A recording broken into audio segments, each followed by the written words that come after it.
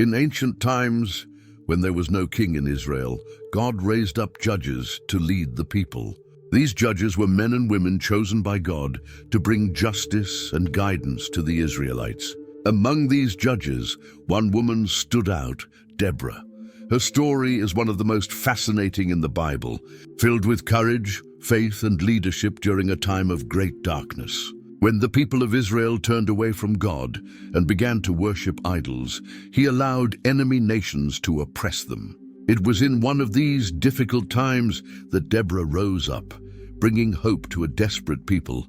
After the death of Ehud, one of Israel's judges, the people once again did what was evil in God's eyes. As a result, they were handed over to Jabin, the Canaanite king who reigned in Hazor, as we read in Judges 4:1-2. After Ehud died, the Israelites once again did evil in the eyes of the Lord. So the Lord sold them into the hands of Jabin, king of Canaan, who reigned in Hazor. This king had a commander named Sisera, who lived in Harosheth Hagoyim. Sisera was no ordinary general. He led a formidable army, equipped with military technology far ahead of its time. Judges 4:3 tells us, because he had 900 iron chariots and had cruelly oppressed the Israelites for 20 years, they cried to the Lord for help. Imagine that, 900 iron chariots, at a time when most nations hadn't even mastered ironworking. These chariots were like modern-day tanks, fast, powerful, and nearly indestructible. Against the Israelites' simple weapons like spears and swords, they must have seemed unstoppable. For 20 long years, Israel lived under this brutal oppression. Major roads were deserted because travel had become too dangerous. In Judges 5:6-7, Deborah would later sing, "In the days of Shamgar son of Anath, in the days of Jael, the highways were abandoned. Travelers took to winding paths.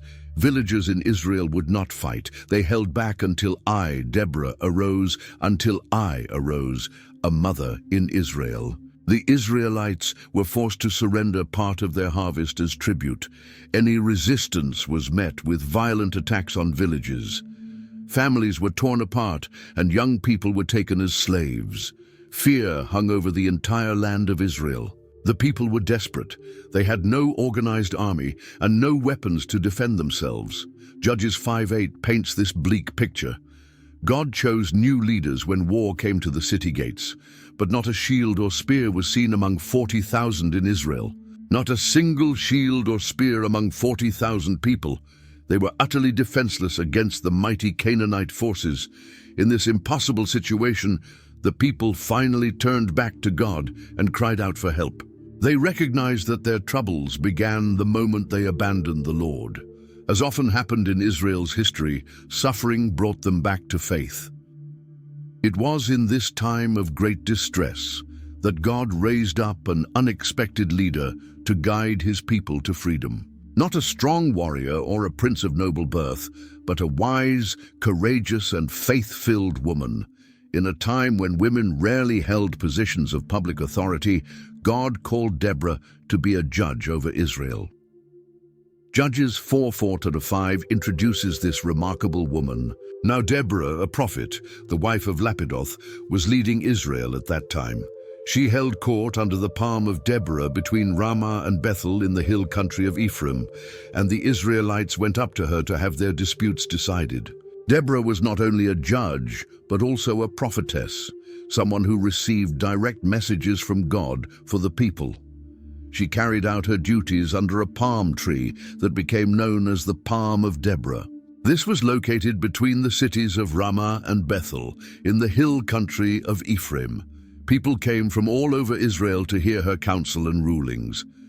Picture the scene.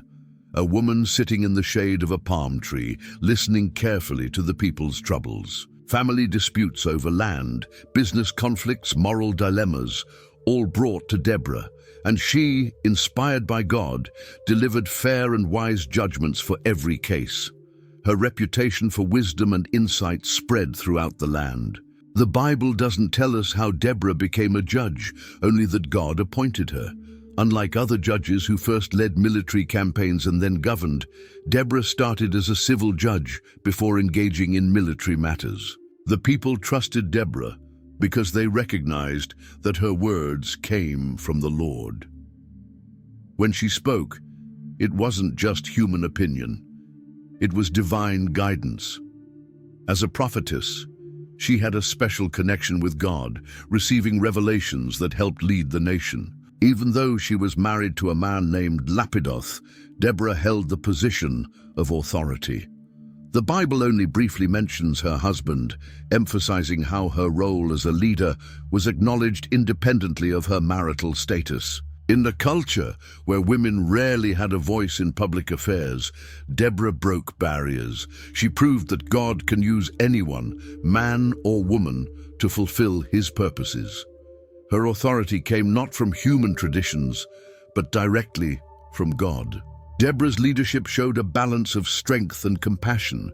She understood God's law and applied it with justice, but she also felt the pain of a people who had been oppressed for so long. This combination of justice and mercy made her a beloved and respected judge. While Deborah served as judge, God revealed to her that the time had come to free Israel from Canaanite oppression. It wouldn't be easy, but the Lord had a plan. Judges 4:6-7 describes how Deborah received this divine message and took action. She sent for Barak, son of Abinoam from Kadesh in Naphtali, and said to him, "The Lord, the God of Israel, commands you, go, take with you 10,000 men of Naphtali and Zebulun, and lead them up to Mount Tabor." Deborah did not keep this revelation to herself.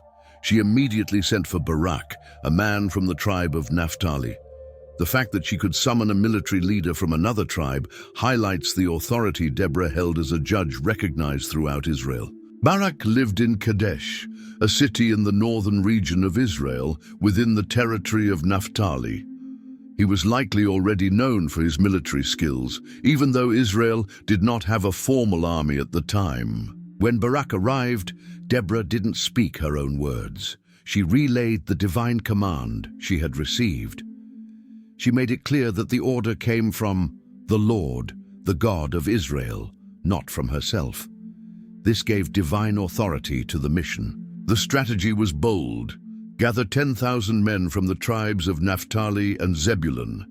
These were two northern tribes, closer to enemy territory and likely suffering more directly under Canaanite oppression. The chosen meeting place was Mount Tabor, an isolated mountain rising about 588 meters above the surrounding plains. From its summit, one could see the entire region, offering a strategic advantage. Deborah continued to unveil God's plan in Judges 4:7. "I will lead Sisera, the commander of Jabin's army, with his chariots and his troops to the Kishon River and give him into your hands." This was a divine ambush. God would lure Sisera and his powerful army to the Kishon River, where his iron chariots would lose much of their advantage. The Israelites, positioned high on Mount Tabor, could then descend and attack at the right moment. The divine promise was clear: "I will give him into your hands." Victory would not come through superior military power. Israel certainly didn't have that, but through divine intervention. This divine call demanded great faith. Barak had to trust that God had truly spoken through Deborah and that the Lord would act as promised. From a conventional military standpoint, the plan seemed suicidal. Men with simple weapons going up against a professional army equipped with 900 iron chariots. The revelation Deborah received shows how God often works.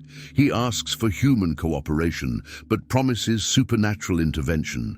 We do our part, and God does what only He can do. With this divine strategy revealed, the first step toward Israel's deliverance had been taken. Now everything depended on Barak's response to the call and on God's faithfulness to His promise.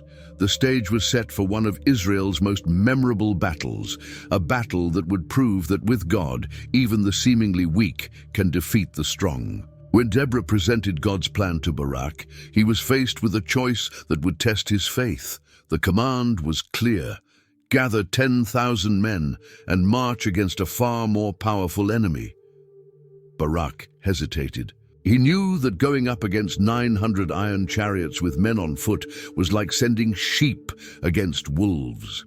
But he also recognized that Deborah spoke on God's behalf.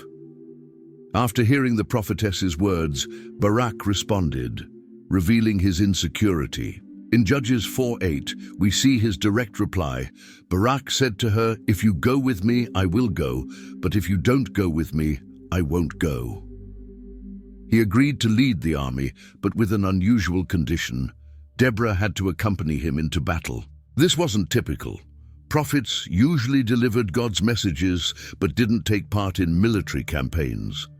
Barak wanted the prophetess's presence as a guarantee of divine presence. Perhaps he thought, if God truly ordered this mission, his prophet won't be afraid to go with us. Deborah's response was immediate and direct. She wasn't offended by Barak's condition. She accepted the challenge without hesitation, as seen in Judges 4:9. "Certainly I will go with you," said Deborah. "But because of the course you are taking, the honor will not be yours, for the Lord will deliver Sisera into the hands of a woman." So Deborah went with Barak to Kadesh. Deborah agreed to go, but also made a surprising prophecy. The honor of victory would not go to Barak, but to a woman. She didn't say who the woman would be, leaving a mystery that would only be resolved at the end of this extraordinary story. Barak accepted her words. Even knowing he wouldn't receive the glory, he moved forward. This shows that his motivation wasn't personal fame, but the liberation of his people from oppression. With the agreement made, Deborah and Barak set out for Kadesh, a city in the territory of Naphtali. It was time to gather the warriors and begin the mission God had appointed. The prophetess and the military commander traveled side by side, united by a divine mission, each bringing their unique strengths to the task ahead. Upon arriving in Kadesh, Barak began mobilizing the warriors according to the divine plan. The tribes of Zebulun and Naphtali, located in northern Israel, were the first to receive the call. In Judges 4:10, we see the start of this mobilization.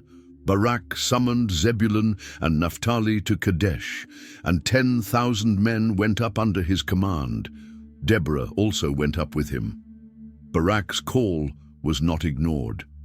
From the towns and villages of Zebulun and Naphtali came men willing to risk their lives for freedom. They were farmers, shepherds, craftsmen, not professional soldiers. Many had likely never wielded a weapon in battle, but they came nonetheless, each bringing whatever tools they could use as weapons. News of the mobilization spread across Israel, reaching tribes beyond those directly summoned. Deborah's victory song, recorded in Judges 5, gives us details about which tribes responded to the call. In Judges 5:14-15, she sings, "From Ephraim came those whose roots were in Amalek. Benjamin was with the people who followed you. From Machir came down commanders, and from Zebulun those who bear a commander's staff. The princes of Issachar were with Deborah. Yes, Issachar was with Barak, sent into the valley under his command." This passage shows that warriors from the tribes of Ephraim, Benjamin, Manasseh, referred to through the clan of Machir, and Issachar voluntarily joined the army. They came from regions farther south and central Israel, showing that the desire for freedom united the people beyond tribal boundaries. However, not all the tribes answered the call. Some, due to distance or the protection of geography, did not take part in the battle. Deborah points this out in her song, questioning the absence of these tribes at such a crucial moment. In Judges 5:15-17, she continues, "In the districts of Reuben, there was much searching of heart. Why did you stay among the sheep pens to hear the whistling for the flocks? In the districts of Reuben, there was much searching of heart. Gilead stayed beyond the Jordan. And Dan, why did he linger by the ships? Asher remained on the coast and stayed in his coves. Reuben, Gilead, part of the tribe of Gad. Dan and Asher chose to remain in their own territories, some perhaps out of complacency, others out of fear, or because they were preoccupied with their own interests. Reuben debated much, but did not act. Gilead stayed safe on the far side of the Jordan River. Dan was busy with his ships, likely involved in trade, and Asher stayed by the sea, far from the conflict, even without the full participation of all. The tribes, the army grew until it reached the 10,000 men mentioned in the prophecy. This was an impressive number for an oppressed and unarmed people, but still far smaller than Sisera's forces, which included iron chariots. The mobilization of the tribes reflected a recurring truth in the history of God's people. Some respond to the divine call with readiness, others hesitate or refuse. Yet God always manages to gather enough people to fulfill his purposes. With the army assembled, Barak followed the divine guidance conveyed through Deborah and led the 10,000 men to Mount Tabor. Judges 4:12 tells us about this strategic move. When they told Sisera that Barak son of Abinoam had gone up to Mount Tabor was a brilliant military choice. Rising about 588 meters, roughly 1,930 feet, above the surrounding plain, this isolated mountain offered a 360-degree view of the region. From its summit, Barak could observe any movement from the enemy forces miles away. The climb to the mountain was not easy for 10,000 men carrying supplies and weapons. The terrain was steep and rocky, but every step brought them to a more secure and advantageous position. While the Canaanites dominated the plains with their iron chariots, the Israelites now held the high ground. Positioned at the mountain's summit, the warriors of Israel had two major advantages. First, they were out of reach of the dreaded war. Chariots. Second, any enemy who tried to attack would have to climb the mountain, arriving exhausted to face well-positioned defenders. Deborah knew this geographical advantage was essential to offset Israel's technological inferiority. The Israelites didn't have war chariots or advanced weaponry. Many likely carried only farming tools repurposed as improvised weapons: sickles, axes, knives. Judges 5:8 gives a somber picture of this reality. When they chose new gods, war came to the city gates, and not a shield or spear was seen among 40,000 in Israel. This rhetorical question highlights how poorly equipped the Israelites were. Not even basic shields were available in sufficient numbers. Against a well-armed and trained enemy, their only hope was to use the terrain to their advantage, and to rely on divine intervention. From the heights of Mount Tabor, the Israelite army patiently watched the movements in the plains below. Days passed as they waited for the right moment to act. This waiting period tested the warriors' patience, but strengthened their discipline. Barak kept his men organized and alert, knowing the decisive moment was drawing near. Deborah continued in her role as spiritual leader, likely encouraging the men and reminding them of God's promise of victory. Her constant presence reminded everyone that this was not just a military battle, but a spiritual war against oppression. While they waited on the mountain, the Israelites could see the comings and goings of Canaanite chariots on the distant plains. The enemy's military power was on full display, intimidating to those who looked with human eyes, but not to those who trusted in divine promises. As Barak and his men waited on Mount Tabor, a man named Heber entered the scene. The Bible tells his story in Judges 4:11. Now Heber the Kenite had left the other Kenites, the descendants of Hobab, Moses' brother-in-law, and pitched his tent by the great tree in Zananim near Kadesh. Heber belonged to the Kenite people, descendants of Hobab, Moses' brother-in-law. The Kenites had maintained a long-standing alliance with Israel since the time in the wilderness. They entered the Promised Land alongside the Israelites and generally lived among them in peace. But Heber had separated from the rest of the Kenites. He moved his family north near Kadesh in the territory of the tribe of Naphtali. There, he pitched his tent near the oak of Zaananim, settling far from his kin. This move was not only geographical, it was political. living alone in hostile territory, Heber found it wise to make agreements with the local powers. Judges 4:17 reveals there was an alliance between Jabin, king of Hazor, and the family of Heber the Kenite. This alliance with Israel's oppressor was a betrayal of the old friendship between the Kenites and the Israelites. While his people maintained ties with Israel, Heber chose the path of personal security, protecting his family through an agreement with the enemy. When he learned of the Israelite mobilization at Mount Tabor, Heber saw an opportunity to prove his loyalty to King Jabin. He sent messengers to Sisera, informing him of Barak's movements. Judges 4:12-13 shows how quickly this information reached the Canaanite commander. When they told Sisera that Barak, son of Abinoam, had gone up to Mount Tabor, Sisera summoned from Harosheth Hagoyim to the Kishon River all his men and his 900 chariots fitted with iron. Sisera's immediate reaction suggests he received detailed intelligence, not just about the Israelites' presence on the mountain, but probably also about their numbers and weapons. Heber had handed valuable information to the enemy. This betrayal placed the Israelites in grave danger.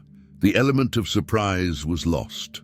Sisera now knew exactly where to find Barak's army and could plan his attack accordingly. Upon hearing the news about the Israelite army on Mount Tabor, Sisera responded with absolute confidence in his military superiority. Judges 4:13 describes his reaction. Sisera summoned all his chariots, 900 iron chariots, and all the men with him from Harosheth Hagoyim to the Kishon River. Sisera left nothing to chance. He mobilized his entire force, not just a portion of his chariots, but all 900. He also summoned every available foot soldier. This was a professional army, well-trained and well-equipped, used to victory. The commander wasn't merely looking to defeat Barak.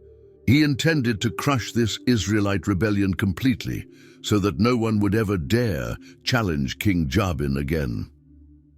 Sisera's confidence was understandable.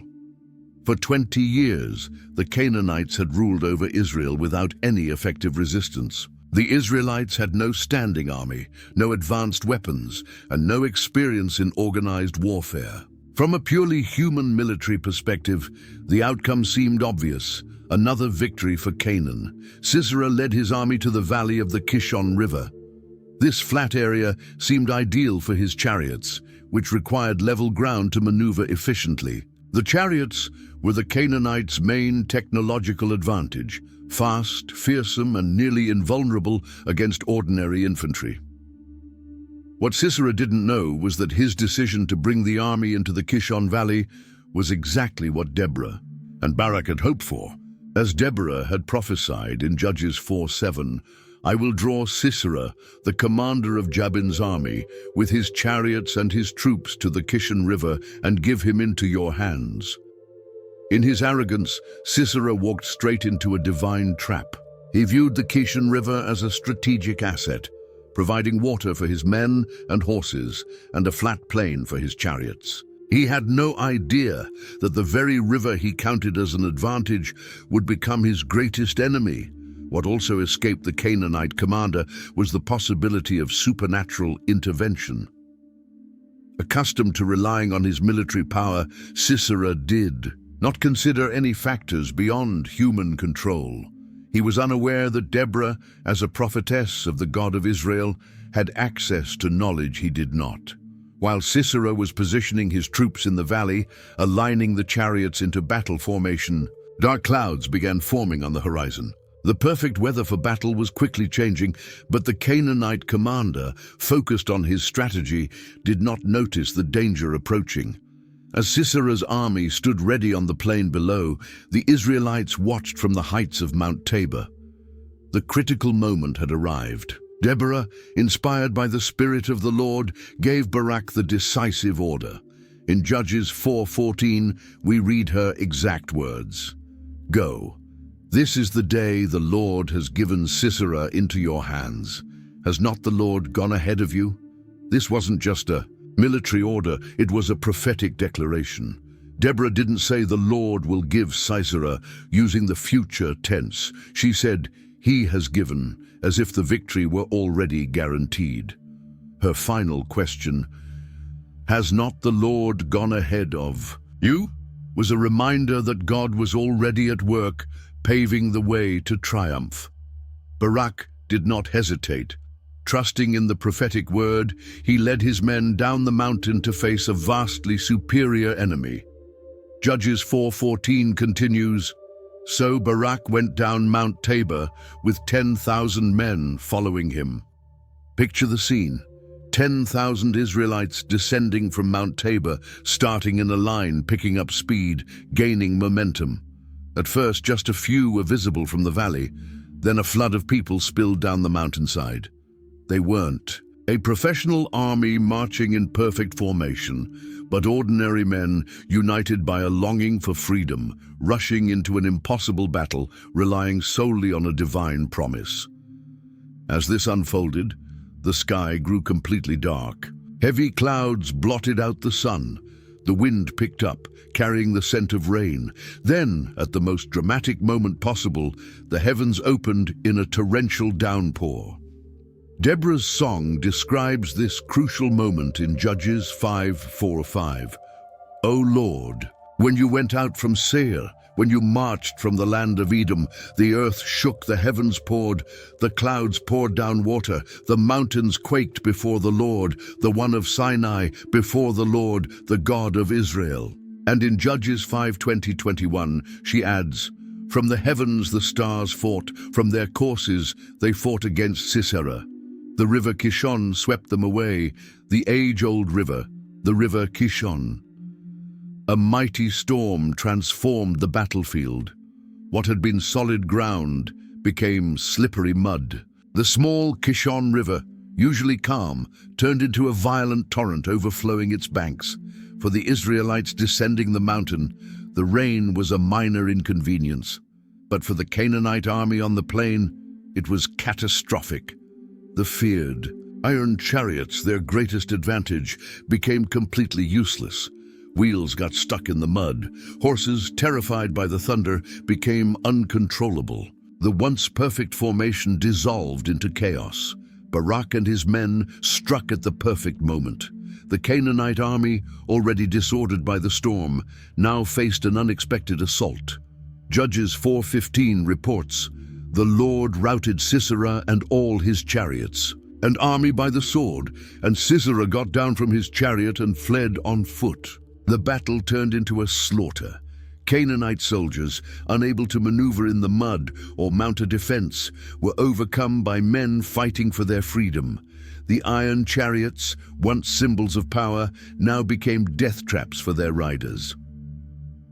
Seeing his mighty army destroyed, Sisera made a desperate decision. Judges 4:15 tells us, The Lord routed Sisera and all his chariots and army by the sword, and Sisera got down from his chariot and fled on foot.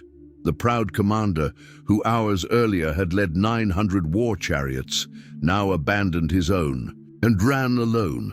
For a general, leaving his men behind to save his own life was an act of ultimate disgrace. But fear overpowered honor, and Sisera ran from the battlefield. While Barak pursued the remnants of the Canaanite army, Sisera went in a completely different direction. Judges 4:16-17 highlights this contrast. Barak pursued the chariots and army as far as Harosheth Hagoyim, and all Sisera's troops fell by the sword. Not a man was left. But Sisera fled on foot to the tent of Jael, the wife of Heber the Kenite, because there was an alliance between Jabin, king of Hazor, and the family of Heber the Kenite. As Barak was completing the destruction of the enemy army, Sisera was searching for refuge. In his desperate flight, he remembered the alliance between King Jabin and Heber the Kenite. The same betrayal that had helped spark the battle now offered a sliver of hope for the defeated commander. Sisera arrived at the tent of Jael, Heber's wife. Interestingly, he didn't seek out Heber himself, likely because he wasn't there. In the culture of that time, entering a woman's tent while she was alone was highly inappropriate. But Sisera's desperation outweighed social conventions. Judges 4:18-19 describes their encounter. Jael went out to meet Sisera and said to him, "Come, my lord, come right in. Don't be afraid." So he entered her tent and she covered him with a blanket. "I'm thirsty," he said. "Please give me some water." She opened a skin of milk, gave him a drink, and covered him up. Jael welcomed Sisera with apparent hospitality. She invited him in and offered a sense of safety. When he asked for water, she gave him something better: milk, a nourishing drink that, not coincidentally, also helps induce sleep. Physically and emotionally exhausted from battle and escape, Sisera desperately needed rest. Before falling asleep, he gave Jael his final instructions. Judges 4:20 records, "Stand in the doorway of the tent," he told her. "If someone comes by and asks you, 'Is anyone in there?' say, 'No.'" Sisera asked Jael to lie for him, to cover for him if anyone came looking. He trusted her as an ally because of the peace between her husband and his king. With this false sense of security, the commander who had terrorized Israel for years lay down to sleep, completely vulnerable and unaware of the real danger. While Sisera slept soundly, Jael made a bold decision that would change the course of history. Judges 4:21 vividly describes her actions. But Jael, Heber's wife, picked up a tent peg and a hammer and went quietly to him while he lay fast asleep, exhausted. She drove the peg through his temple into the ground, and he died. Jael used the tools she had at hand, a tent peg and a hammer. Tent pegs used in desert camps were large and sharp, designed to withstand strong winds. The hammer was heavy, meant for driving them deep into hard soil. With these simple tools, Jael quietly approached the sleeping commander. With strength and precision, she drove the peg through Sisera's temple so forcefully that it pierced his skull and went into the ground. The death was immediate. Israel's mighty oppressor died without ever waking up. This act fulfilled the prophecy spoken by Deborah earlier in the story. Remember what the prophetess told Barak in Judges 4:9. "Certainly I will go with you," said Deborah, "but because of the course you are taking, the honor will not be yours, for the Lord will deliver Sisera into the hands of a woman." The woman wasn't Deborah, as many might have assumed, but Jael, an unexpected figure who stepped into history at a crucial moment. She wasn't an Israelite, but a Kenite. Her husband was an ally of King Jabin. Nothing suggested she would become an instrument of God to complete Israel's deliverance. Soon after, Barak arrived, still chasing Sisera. Judges 4:22 recounts the moment. Just then, Barak came by in pursuit of Sisera, and Jael went out to meet him. "Come," she said, "I will show you the man you're looking for." So he went in with her, and there lay Sisera with the tent peg through, his temple dead. Imagine Barak's shock upon seeing the feared Canaanite commander dead, taken down not by a soldier, but by a woman wielding a tent peg. Deborah's prophecy had been fulfilled, literally in front of his eyes. The final glory of victory belonged not to him, but to Jael. Deborah's song celebrates Jael's action in Judges 5:24-27. "Most blessed of women be Jael, the wife of Heber the Kenite, most blessed of tent-dwelling women. He asked for water, and she gave him milk. In a bowl fit for nobles, she brought him curdled milk. Her hand reached for the tent peg, her right hand for the workman's hammer. She struck Sisera, she crushed his head, she shattered and pierced his temple. At her feet he sank, he fell. There he lay, at her feet he sank, he fell. Where he sank, there he fell dead." This poetic account highlights the contrast between Jael's apparent hospitality, offering milk in a noble's bowl, and her decisive, brutal action. She is praised not for gentleness, but for her courage in destroying Israel's enemy. The story closes on a note of complete victory in Judges 4:23-24. On that day, God subdued Jabin, king of Canaan, before the Israelites, and the hand of the Israelites pressed harder and harder against Jabin, king of Canaan, until they destroyed him. Sisera's death was only the beginning. Israel, emboldened by this victory, continued fighting until King Jabin was completely defeated. After 20 years of oppression, peace and freedom returned to the land through two remarkable women, Deborah the prophet and judge, and Jael, the seemingly ordinary wife of a Kenite. God brought deliverance to his people. This story has been forever etched into Israel's memory as an example of how God uses unexpected people in surprising ways to fulfill his purposes. Inspired by this story? Don't keep it to yourself. Click the subscribe button now so you won't miss our next powerful Bible episode. Each story brings life-changing lessons that can strengthen your faith. And how about sharing this video with someone who needs courage to face their own Sisera? Sometimes a single story is the encouragement they've been waiting for. See you in the next episode. Until then, remember, just like he did with Deborah, God can do the impossible through your life.